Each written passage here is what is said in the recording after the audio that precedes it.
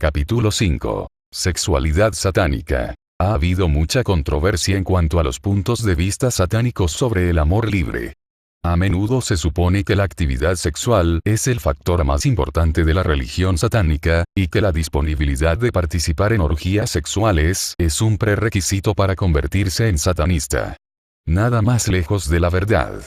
En efecto, aquellos oportunistas cuyo interés en el satanismo no es otro que el de los aspectos sexuales, se les recomienda vivamente que no acudan a él. El satanismo defiende la libertad sexual, pero tan solo en el verdadero sentido de la palabra.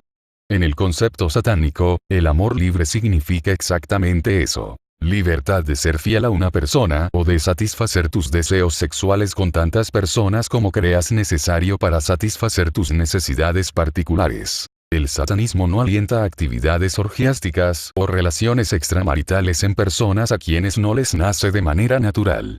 Para muchas personas, el ser infieles a quien han escogido como pareja sería algo no natural y perjudicial.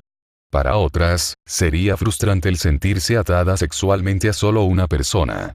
Cada persona debe decidir por sí misma qué tipo de actividad sexual se ajusta mejor a sus intereses. El forzarte a ti mismo a ser adúltero, o a tener pareja sexual cuando no estás casado solo por querer probar a otros, o pero aún, probarte a ti mismo, que ya estás liberado del estigma de culpabilidad, es tan erróneo, según los parámetros del satanismo, como abstenerte de satisfacer tus deseos sexuales debido a sentimientos de culpa arraigados. Muchos de quienes están preocupados constantemente con demostrar su emancipación de la culpa sexual, en realidad están atados por una esclavitud sexual aún mayor que aquellos que aceptan la actividad sexual como una parte natural de la vida y no hacen tanta alaraga de su libertad sexual. Por ejemplo, es un hecho establecido que la ninfómana, la mujer de los sueños de todo hombre, y protagonista de toda novela erótica, no es libre sexualmente, sino que en realidad es frígida y va de hombre en hombre porque está tan inhibida que no es capaz de tener una descarga sexual satisfactoria. Otra idea errónea es que la capacidad de tener actividad sexual en grupo es un indicio de libertad sexual. Todos los grupos de sexo libre tienen una cosa en común. No admiten actividad sexual fetichista o desviada. De hecho, los ejemplos más reforzados de actividad sexual no fetichista catalogados sutilmente como sexo libre tienen un formato en común. Cada uno de los participantes en la orgía se desviste, siguiendo el ejemplo de alguien, y fornican mecánicamente, siguiendo el ejemplo del líder. Ninguno de los participantes considera que su forma de sexo emancipado pueda ser vista como algo regimentado e infantil por quienes no son miembros, incapaces de igualar la uniformidad con la libertad. El satanista se da cuenta que si ha de ser un conocedor del sexo y estar libre de la culpa sexual, no puede sentirse atacado por los supuestos revolucionarios sexuales más de lo que puede sentirse atacado por la mojigatería de su sociedad culpabilizada. Los grupos de libertad sexual no entienden lo que la libertad sexual representa en realidad. A menos que la libertad sexual pueda expresarse a nivel individual, lo cual incluye fetiches personales, no hay objeto en unirse a una organización de libertad sexual. El satanismo aprueba cualquier tipo de actividad sexual que tienda a satisfacer adecuadamente nuestros deseos individuales, ya seamos heterosexuales, homosexuales, bisexuales e incluso asexuales, si es por eso por lo que optamos.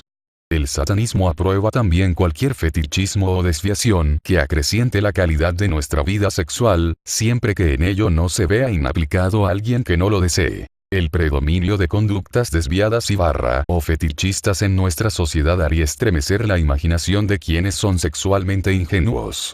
Hay más variantes sexuales de las que pueden percibir los que no están versados en materia sexual. Ahí está el travestismo, el sadismo, el masoquismo o el exhibicionismo, por no citar sino unas de las pocas desviaciones más predominantes. Todo el mundo tiene alguna forma de fetiche, pero debido a que no se dan cuenta de la actividad fetichista que reina en nuestra sociedad, creen que si se someten a sus anhelos antinaturales, son unos depravados. Incluso el asexual tiene una desviación: su asexualidad.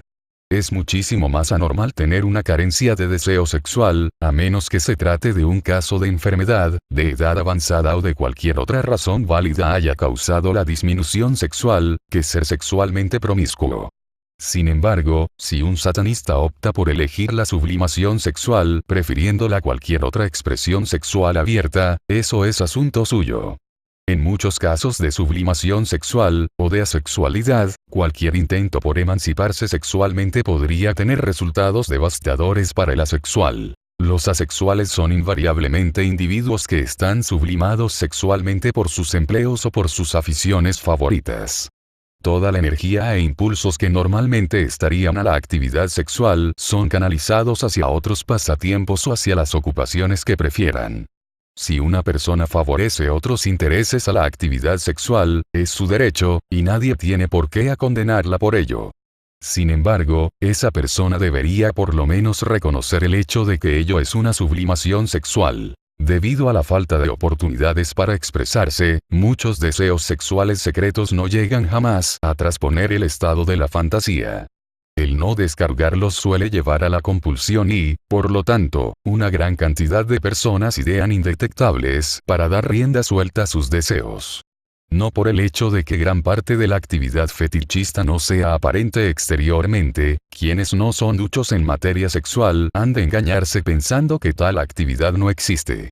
Para citar ejemplos de las ingeniosas técnicas utilizadas, el travesti masculino se dará gusto en su fetichismo llevando prendas interiores femeninas mientras se dedica a sus actividades cotidianas. O la mujer masoquista puede llevar una faja de goma varias tallas más pequeña que la suya, y de este modo estará todo el día en condiciones de obtener un placer de su incomodidad fetichista sin que nadie se aperciba de ello. Estas ilustraciones constituyen ejemplos mucho más suaves y prevalentes que otros que podrían haberse dado. El satanismo alienta cualquier forma de expresión sexual que desees, siempre y cuando no perjudiques a nadie más. Para evitar confusiones, debemos aclarar la afirmación anterior.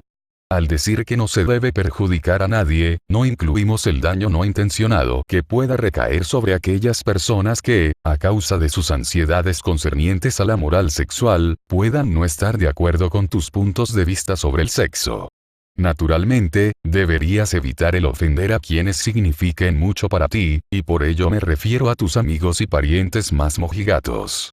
Sin embargo, si te esfuerzas sinceramente a evitar ofenderlos, y a pesar de tus esfuerzos ellos se dan cuenta accidentalmente, no es responsabilidad tuya, y por lo tanto no deberías sentir culpa alguna debido tanto a tus convicciones sexuales, como al hecho de que ellos se hayan ofendido debido a esas convicciones.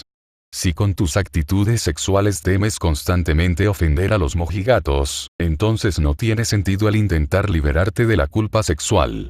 Sin embargo, de nada sirve que hagas ostentación de tu permisividad. La otra excepción a la regla hace referencia a la relación con los masoquistas.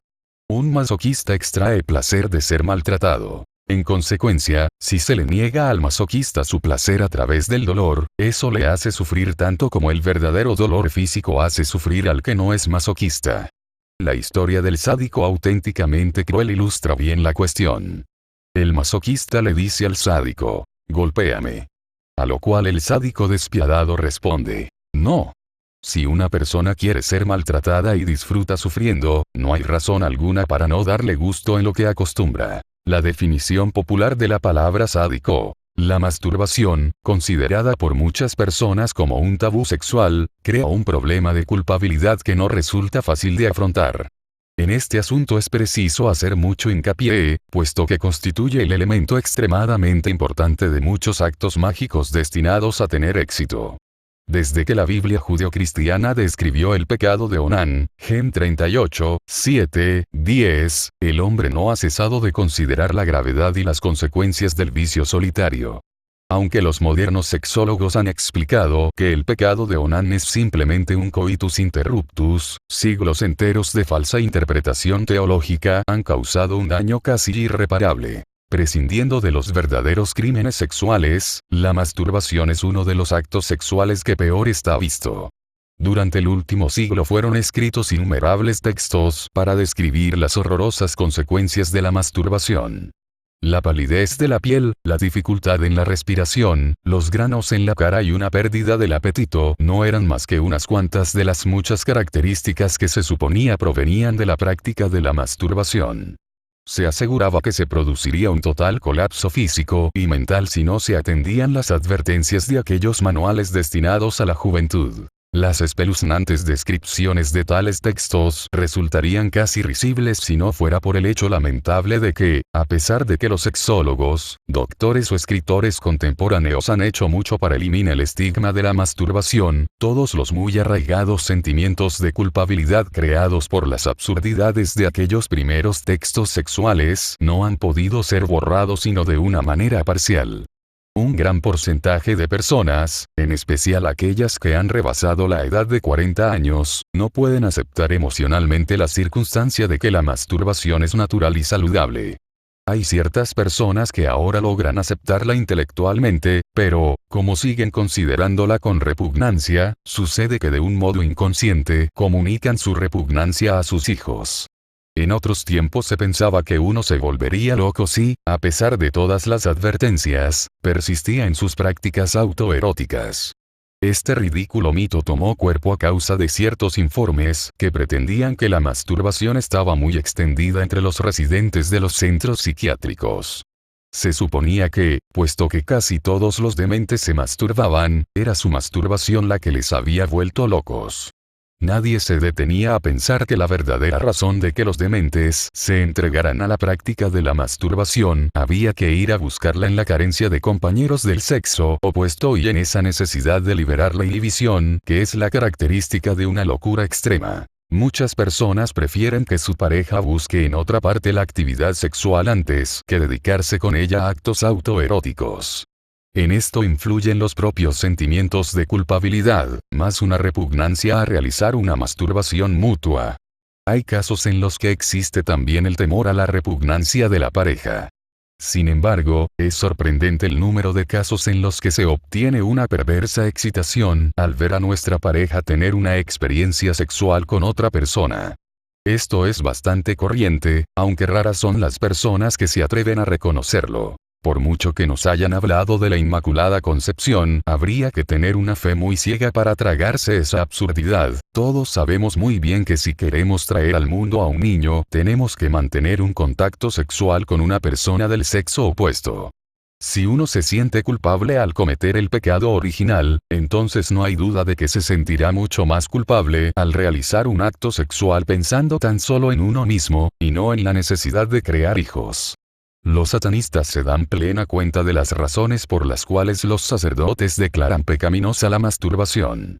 Tal como ocurre con todos los otros actos naturales, las personas la realizarán por mucho que las reprendan severamente.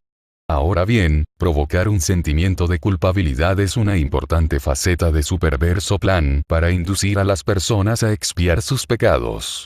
¿Y qué mejor manera de expiarlos que pagando las hipotecas sobre los templos de la abstinencia? Aun cuando el hombre moderno no sienta ya, o crea no sentirse ya, bajo el peso de un sentimiento de culpabilidad provocado por la religión, la verdad es que todavía se siente avergonzado si cede al deseo de masturbarse. Un hombre puede sentirse privado de su masculinidad si se satisface autoeróticamente en lugar de entregarse al juego competitivo de dar caza a una mujer. Es posible que una mujer se sienta tentada a satisfacerse a sí misma sexualmente, pero aún así echará de menos esa satisfacción egotista que proviene del deporte de la seducción. Ni el casi Casanova ni la ficticia vampiresa se sienten a gusto cuando están obligados a recurrir a la masturbación para obtener una satisfacción sexual. Ambos preferirían incluso un compañero inadecuado.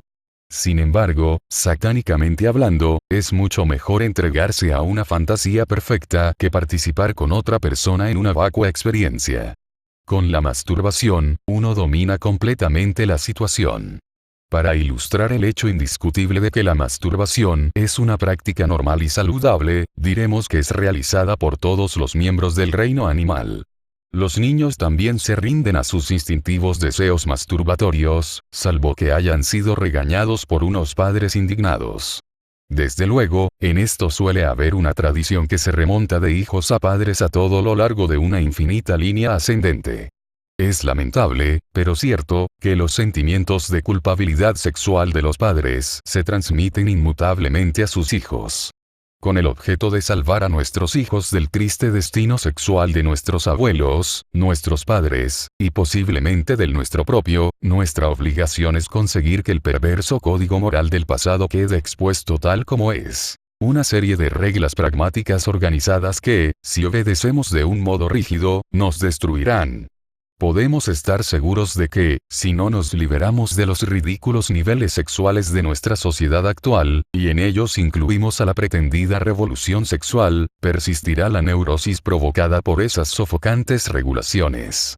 La adhesión a la nueva moralidad del satanismo, que es razonable y humanitaria, servirá al desarrollo de una sociedad en la que nuestros hijos podrán crecer saludablemente y sin los devastadores inconvenientes morales de una sociedad actual que está enferma. Capítulo 6. Amor y odio. El satanismo representa amabilidad con aquellos que se la merecen en lugar de amor desperdiciado en ingratos. No puedes amar a todo el mundo. Es ridículo pensar que puedes. Si amas a todo y a todos perderás tus poderes naturales de selección y acabarás siendo un pésimo juez del carácter y de la cualidad. Si algo es usado con demasiada libertad pierde su verdadera importancia. Por lo tanto, el satanista cree que deberías amar fuerte y completamente a aquellos que se merecen tu cariño, pero nunca des la otra mejilla a tu enemigo. El amor es una de las emociones más intensas sentidas por el hombre, otra es el odio. Obligándote a sentir amor indiscriminado es algo poco natural. Si tratas de amar a todo el mundo, lo único que consigues es lesionar tus sentimientos hacia aquellos que se merecen tu amor. El odio reprimido puede causar muchos malestares físicos y emocionales. Al aprender cómo descargar tu odio y dirigirlo a quienes se lo merecen, te limpias a ti mismo de todas esas emociones malignas y no descargarás tu odio reprimido sobre tus seres amados. Nunca ha habido un gran movimiento de amor en la historia de la humanidad que no haya terminado asesinando una gran cantidad de personas, habremos de suponer que era para probar cuánto las amaban. Todo hipócrita que ha caminado sobre la faz de la tierra ha tenido sus bolsillos rebosantes de amor. Todo religioso farisaico aseguran amar a sus enemigos, aunque le atacan, se consuela pensando Dios los castigará. En lugar de admitir que son capaces de odiar a sus enemigos y tratarlos como se merecen, dicen, bueno, pero por la gracia de Dios, voy a rezar por ellos. ¿Por qué habríamos de humillarnos y rebajarnos a nosotros mismos al sacar una comparación tan incorrecta? Se ha pensado que el satanismo es sinónimo de crueldad y brutalidad. Esto se debe a que la gente tiene miedo de enfrentar la verdad, y la verdad es que el ser humano no es tan benigno o tan dispuesto a amar. Solo porque el satanista admite que el ser humano es capaz tanto de amar como lo es de odiar, es considerado odioso. Al contrario, ya que es capaz de dar rienda suelta a su odio a través de una expresión ritualizada, es mucho más capaz de amar, con el más profundo amor. Reconociendo y admitiendo honestamente que siente tanto amor como odio, no va a confundir una emoción con la otra. Si no eres capaz de experimentar una de estas dos emociones, no podrás experimentar la otra completamente. Capítulo 7. No todos los vampiros chupan sangre. El satanismo representa responsabilidad para el responsable, en lugar de preocuparse por vampiros psíquicos. Mucha gente que anda por el mundo practica el fino arte de hacer que otros se sientan responsables y hasta en deuda con ellos sin causa alguna. El satanismo reconoce a estas alimañas por lo que son realmente. Los vampiros psíquicos son personas que privan a otros de su energía vital. Este tipo de persona puede hallarse en todos los niveles de la sociedad.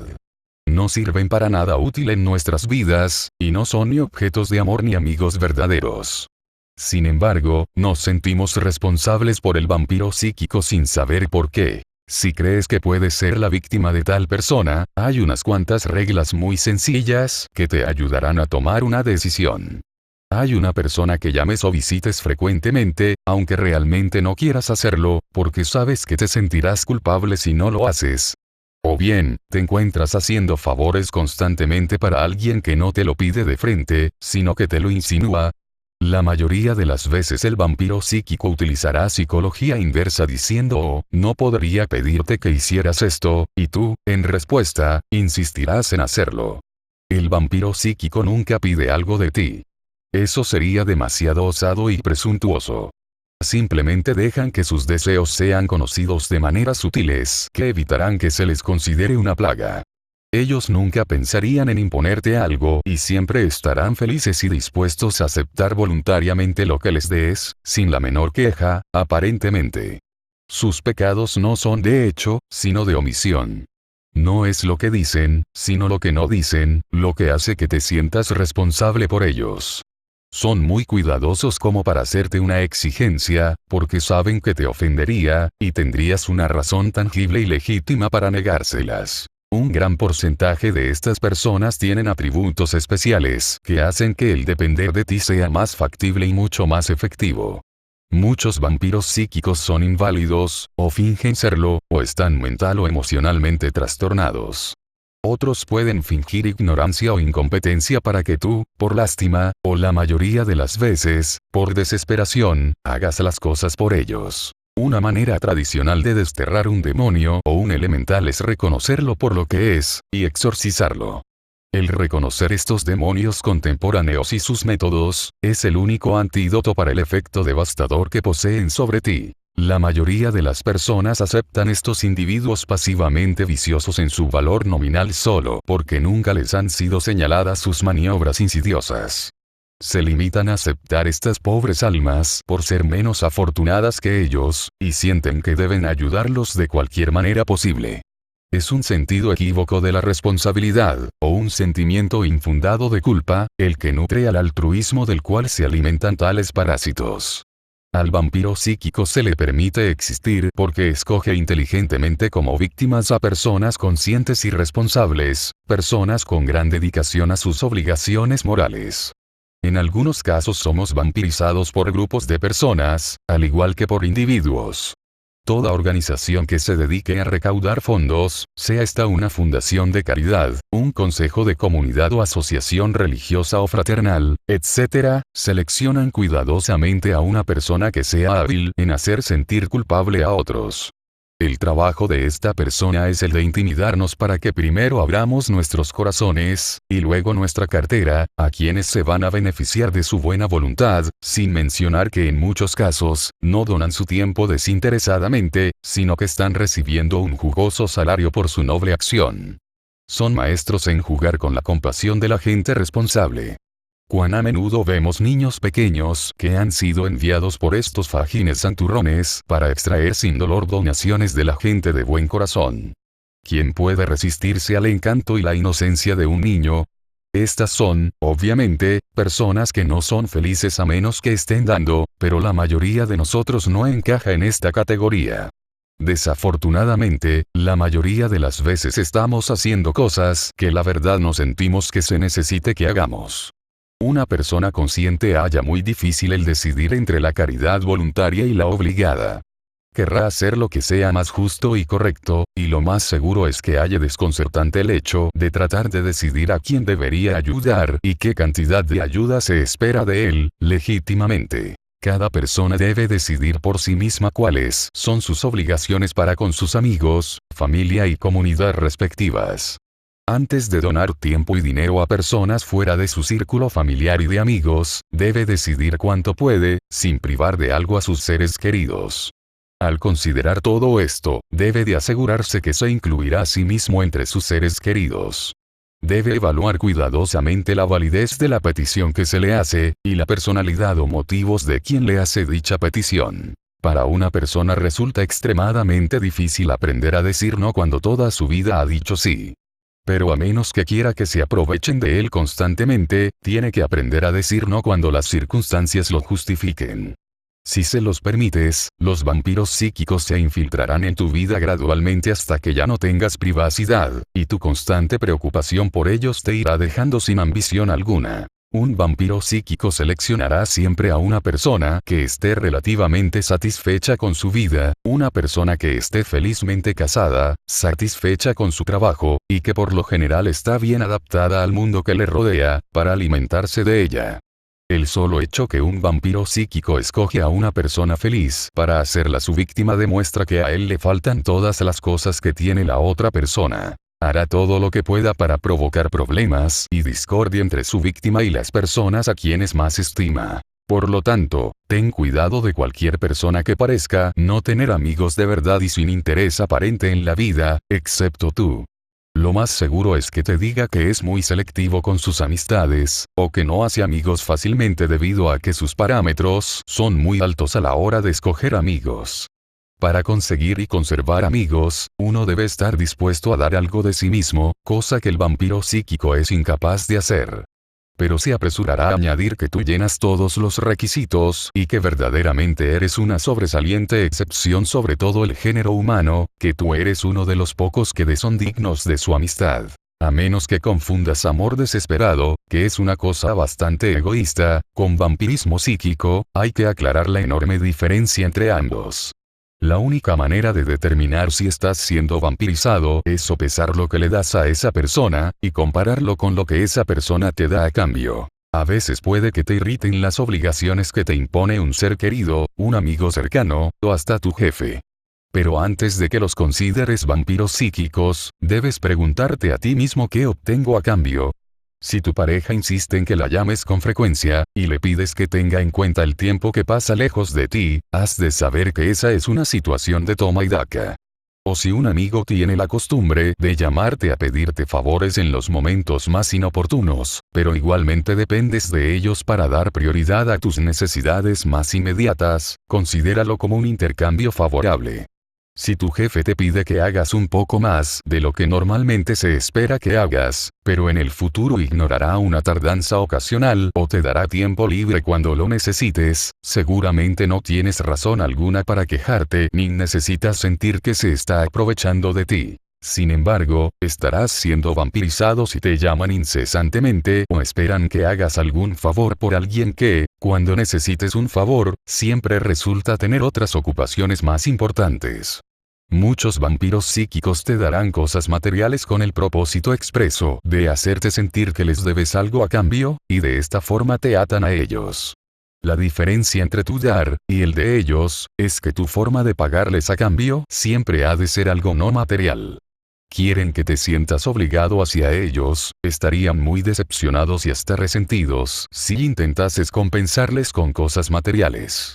En esencia, les habrás vendido tu alma y al no recordártelo, te recordarán constantemente que estás en deuda con ellos. Siendo puramente satánico, la única manera de tratar con un vampiro psíquico es hacerte el tonto y actuar como si fueran altruistas genuinos, y que realmente no esperan nada a cambio. Enséñales una lección al aceptar gentilmente lo que te dan, agradeciéndoles lo suficiente como para que se entere todo el mundo, y luego te vas. De esta manera saldrás victorioso. ¿Qué podrán decir? Y cuando, inevitablemente, se espere de ti que retribuyas su generosidad, aquí viene lo difícil. Dices no, pero, una vez más, gentilmente.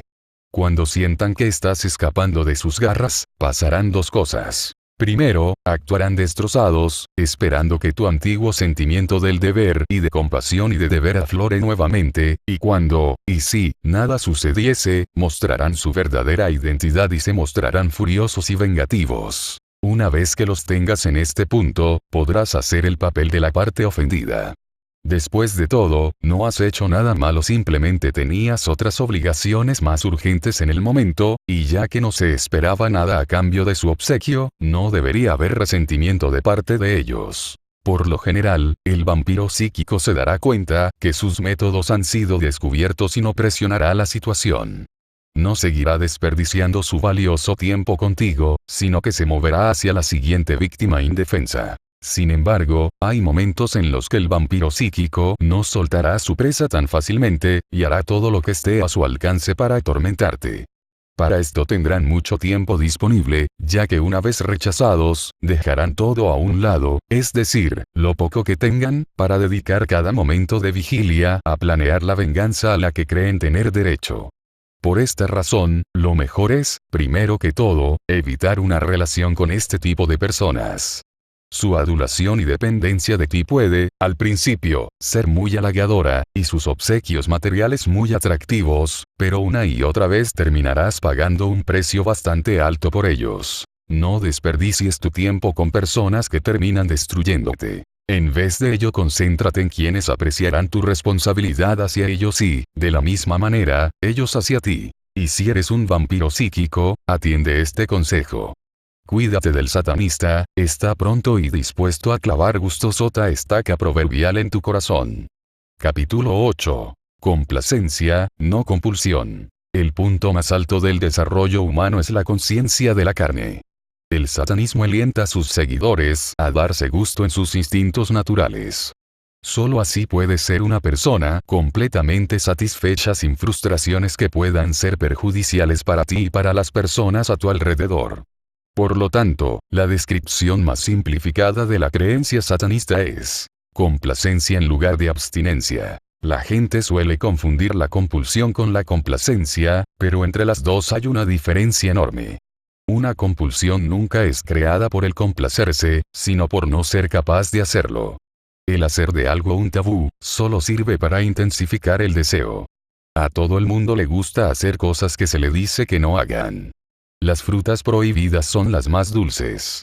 El diccionario enciclopédico Webster's define la complacencia de la siguiente manera: entregarse, no abstenerse u oponerse, dar rienda suelta, gratificarse condescendientemente, ceder. La definición de compulsión es el acto de obligar o dirigir por la fuerza, física o moral, constreñimiento de la voluntad, por obligación. En otras palabras, la indulgencia implica elección, mientras que la compulsión indica una carencia de capacidad de elección. Cuando una persona no satisface sus deseos de manera apropiada, comienza rápidamente a desarrollar compulsiones y a volverse compulsivo. Si todo el mundo tuviese un momento y lugar con el propósito de darse gusto y complacerse periódicamente en sus placeres personales, sin temor al reproche o avergonzarse por ello, estarían lo suficientemente libres de llevar vidas sin tipo alguno de frustración en el mundo cotidiano. Serían libres de zambullirse por completo en cualquier empresa que elijan, en lugar de hacer sus deberes a medias, sus necesidades creativas frustradas por negarse a sí mismos sus deseos naturales. En la mayoría de los casos, esto se aplicaría, pero siempre habrán quienes trabajen mejor bajo presión. Generalmente, quienes necesitan soportar algo de dificultad para producir al máximo casi siempre tienen vocaciones artísticas. Más adelante hablaremos de la satisfacción a través de la autonegación. Esto no implica todos los artistas encajen en esta categoría. Al contrario. Muchos artistas son incapaces de producir a menos que hayan sido satisfechas sus necesidades animales básicas. La mayoría de las veces, no es el artista o el individualista, sino los hombres y mujeres comunes de clase media, quienes carecen de medios para expresar sus deseos de manera adecuada. Es irónico que la persona responsable y respetable, la que paga las cuentas de la sociedad, sea quien menos recibe a cambio. Es él quien debe ser consciente de sus obligaciones morales, y a quien se le condena por complacerse en sus deseos naturales. La religión satánica considera esto una gran injusticia. Aquel que cumple con sus responsabilidades debería ser quien tenga mayor derecho a disfrutar de los placeres de su elección, sin censura de la sociedad a la que sirve. Al fin se ha formado una religión, satanismo, que encomía y recompensa a quienes apoyan la sociedad en la que viven, en lugar de denunciarlos por sus necesidades humanas. De todo conjunto de principios, ya sean estos religiosos, políticos o filosóficos, puede extraerse algo bueno. En medio de la locura del concepto hitleriano, hay un punto que sobresale como ejemplo brillante de esto: fuerza a través de la alegría. Hitler no era ningún tonto cuando ofreció al pueblo alemán felicidad, a nivel personal, para asegurarse su lealtad hacia él, a la vez que incrementaba el nivel de eficiencia de ellos. Se ha establecido claramente que la mayoría de todas las enfermedades son de naturaleza psicosomática, y que las enfermedades psicosomáticas son resultado directo de la frustración. Se ha dicho que lo bueno muere joven, o lo bueno dura muy poco. Lo bueno, según los parámetros del cristianismo, sí muere joven. Es la frustración de nuestros instintos naturales la que lleva a la deterioración prematura de nuestros cuerpos y mentes. Se ha vuelto muy de moda el concentrarse en el mejoramiento de la mente y el espíritu, y el darle placer a nuestro propio cuerpo, la envoltura sin la cual no podrían existir nuestra mente y nuestro espíritu, es algo tosco, grosero y vulgar. Últimamente, la mayoría de las personas que se creen a sí mismas emancipadas han dejado la normalidad solo para trascender a la idiotez. Al pasar todo su tiempo inclinando sus espaldas hasta tocarse los ombligos, subsistiendo a base de dietas exóticas de arroz y té, sienten que llegarán a un gran estado de desarrollo espiritual. Basofia. Dice el satanista. Él preferiría comer una comida apetitosa, ejercitar su imaginación, y trascender mediante la satisfacción física y emocional.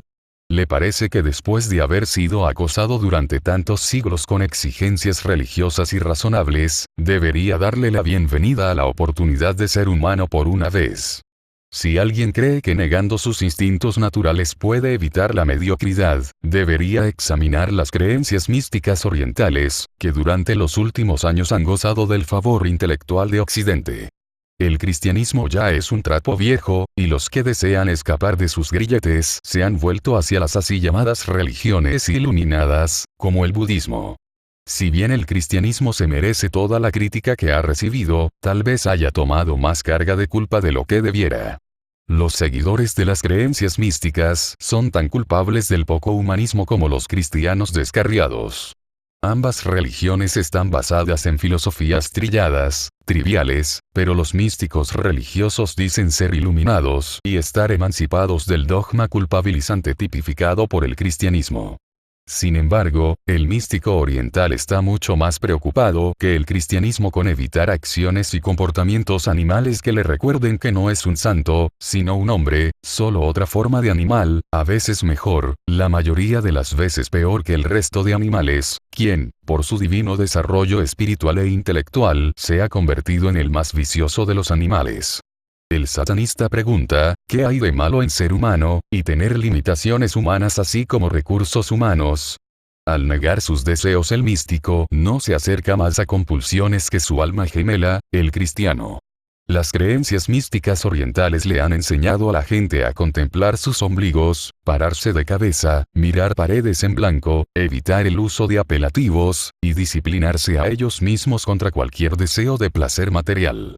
No obstante, estoy seguro que habrán visto muchos yogas supuestamente disciplinados con la misma incapacidad de controlar su hábito de fumar que cualquiera. O tal como tantos budistas supuestamente emancipados se excitan igual que alguien menos iluminado cuando se encuentra a un miembro del sexo opuesto, y en algunos casos del mismo.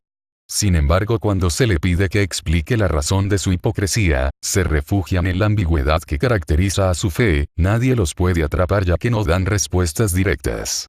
El hecho es que lo que ha llevado a este tipo de persona a una fe que predica la abstinencia, es la indulgencia. Su masoquismo compulsivo es la razón para elegir una religión que no solo defiende la autonegación, sino que también los ensalza por ello, y les da una manera santurrona de expresar sus necesidades masoquistas. Mientras más abusos puedan aguantar, más santos se vuelven. Para muchas personas, el masoquismo representa un rechazo de la indulgencia. El satanismo señala muchos significados ocultos tras ello, y considera que el masoquismo puede ser indulgencia si cualquier método empleado para apartar a esa persona de sus rasgos masoquistas da como resultado el resentimiento por parte de la persona, y o termina en fracaso.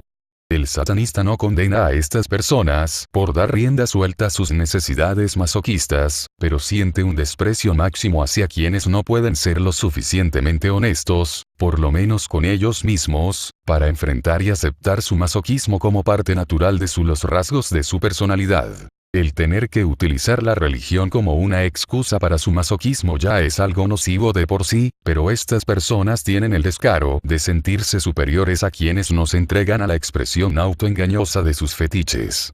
Estas personas deberían ser las primeras en condenar a un hombre que halló su descarga semanal con una persona que lo golpeó bastante, librándose por lo tanto de una necesidad que, de no ser satisfecha, lo convertiría, más de lo que ya es, en un asistente compulsivo a la iglesia, o en un fanático religioso. Al hallar una descarga adecuada para sus deseos masoquistas, no necesita degradarse y negarse a sí mismo a cada segundo que pasa, como lo hacen estos masoquistas compulsivos. Los satanistas son alentados a darse gusto en los 7 pecados mortales, ya que no requieren herir a nadie. Solo fueron inventados por la Iglesia cristiana para asegurar el sentimiento de culpa de parte de sus seguidores. La Iglesia cristiana sabe que para cualquiera es imposible evitar cometer tales pecados, ya que son cosas que, siendo humanos, la mayoría hacemos de la manera más natural. Después de haber cometido inevitablemente uno de estos pecados, se ofrecen donativos financieros a la Iglesia para sobornar a Dios por los pecados, y para apaciguar la conciencia del feligrés.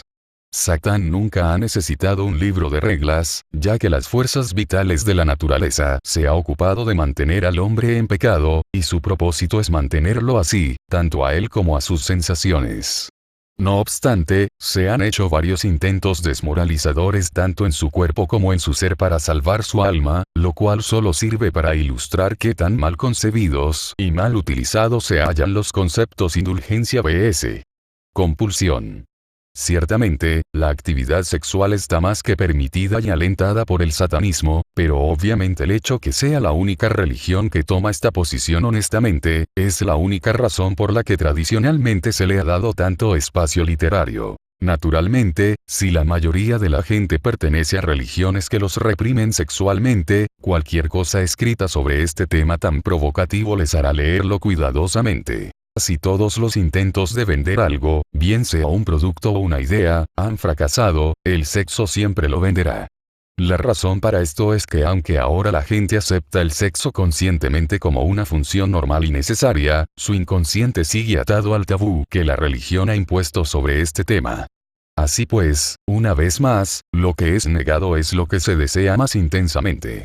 Es el misterio que rodea al sexo lo que hace que la literatura dedicada a los puntos de vista satánicos sobre el tema oscurezca todo lo que se ha escrito sobre el satanismo. El verdadero satanista no se deja dominar por el sexo más de lo que se deja dominar por cualquiera de sus otros deseos. Tal como ocurre con todas las cosas que producen placer, el satanista impera sobre su sexo, en vez de ser controlado por el sexo.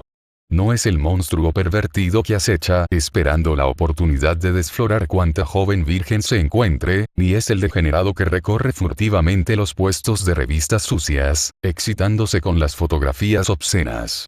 Si la pornografía satisface su necesidad del momento, compra algunos artículos especiales y los lee cuidadosamente en su tiempo libre. Tenemos que aceptar el hecho que el hombre está disgustado por ser reprimido constantemente, pero debemos hacer todo lo que podamos para por lo menos templar los deseos pecaminosos del hombre, para que no surjan rampantes en esta nueva era, le contesta el religioso convencional al satanista, a lo cual éste le replica. ¿Por qué seguir pensando en esos deseos como vergonzosos y como algo a lo que hay que reprimir, si ahora admite que son naturales? Podría ser que los religiosos de luz blanca están un poco resentidos por no haber pensado en una religión, antes que lo hiciese el satanismo, que fuera agradable profesar. Y que si se supiese la verdad, no les gustaría disfrutar un poco más de la vida, pero por temor a desprestigiarse, no pueden admitirlo. Podría ser también que temen que la gente, después de enterarse que es el satanismo, se dirán a sí mismos. Esto es para mí, porque debería continuar en una religión que me condena por todo lo que hago, aunque no haya nada malo en ello. El satanista piensa que esto es más que probable. Ciertamente hay mucha evidencia de que las religiones del pasado están, día a día, revocando cada vez más sus ridículas restricciones. Aún más, cuando toda una religión está basada en abstinencia en lugar de indulgencia, como debería ser, poco le queda cuando ha sido revisada para enfrentarse con las necesidades actuales del hombre. Así que ¿por qué perder el tiempo en comprar avena para un caballo muerto? El lema del satanismo es indulgencia en lugar de abstinencia, pero no es compulsión.